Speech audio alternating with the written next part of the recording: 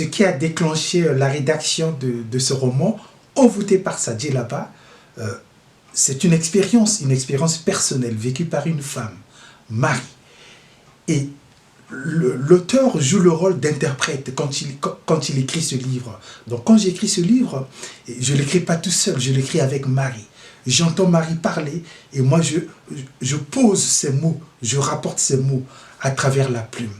Marie parle, Marie pleure et Marie espère, Marie prie. Et je dois donc faire un effort de trouver les mots justes pour traduire le message de Marie.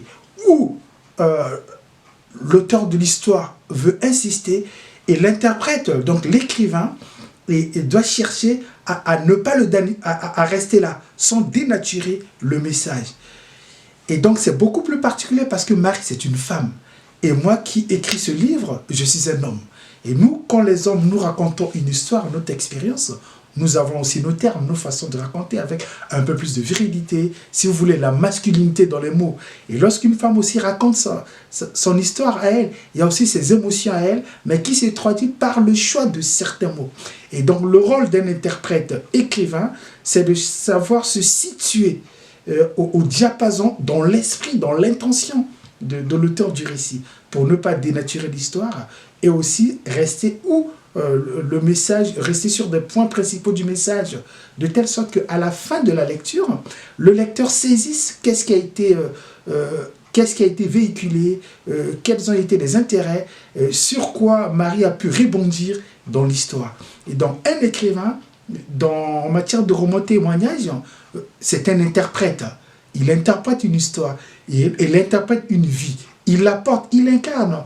Et aussi, il entraîne le lecteur, le public, à rentrer dans cette histoire-là pour pouvoir apporter des réponses, trouver des réponses, en apporter sur telle ou telle question.